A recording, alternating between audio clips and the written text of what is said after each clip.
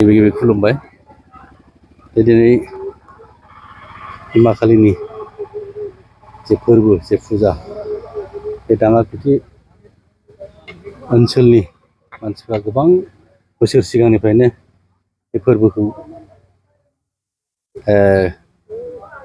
खालामबोबाय थादों।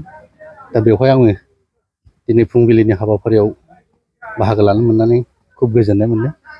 आरो बेजों लोगोसेयैनो दिनैनि जे फोरबो जे फुजा बेजों समस्त जोंनि बिटिसि बासिजों लोगोसे समस्त आसाम समस्त भारत जोंनि हिन्दु समाजनि जे बिमा खालिनि सोरांनि जे फोरबो बेजों साफ्रोमबोनि न'खराव बा मोनफ्रोमबो समाजाव जाहाथे मोजां जेरैबायदि खोमसियाव जेरैबायदि स्रां बेबायदियैनो गियान बयनिबो न'खराव बा बयबो बेक्तिनि गियानाव बे खिलिथों। आरो बेजों लोगोसेयैनो जोङो मोनसे मोजां परिबेसाव थानानै जाथिखौ समाजखौ ओनसोलखौ दैदेनलांनायाव जाहाथे बिमा कालिया जोंखौ मदद होयो बेखौ आङो बोर बिबाय।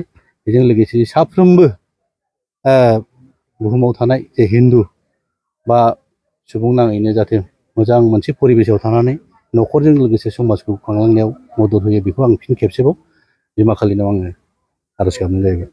दा आं खावलायगोन, आं बे ओनसोलनि एमसिएलए हिसाबै जोंनि बे समस्त जाय बिथांमोना बे ओनसोलाव बा बे ओनसोलनि फुजाखौ बा बे दाङारखुथियाव जानाय जे फुजा बेखौ जाय मानसिफ्रा भिजिट खालामफैगोन बा बिथांमोना मेला जानो फैगोन बिथांमोनखौ आं खावलायगोन जाहाथे सान्थि मोनसे सुस्थ' परिबेसाव जोङो फुजाखौ बारहोलांलायनो हायो। बिनि थाखायनो आं साफ्रोमखौबो खावलायगोन जाहाथे आयेन आरो आब्रुथिखौ रैखा खालामनानै जाहाथे जोङो मेलाखौ भिजिट खालामफैयो बा मेला जानो फैयो। आरो बे कमिटिखौबो आं खावलायगोन जाहाथे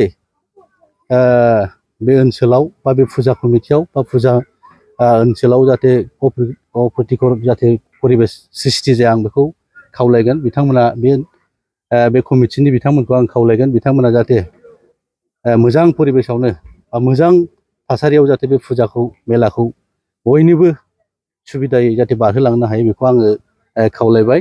कमिटिनि भलुन्टियार्स बिथांमोनखौ हयथ' जाहाथे गाज्रि मोनसे जाथाय जाया, गारि घरा बायदिसिना गोमानाय बायदिसिना जाथायफोर जाहाथे जाया बेखौ आं खावलायबाय। जाहाथे गोख्रोङैनो बे कमिटिया बयखौबो सहयोग होनानै मेलाखौ जाहाथे बारहोलांनो हायो बेखौ आं खावलायनाय जाबाय। गोजोन्थों।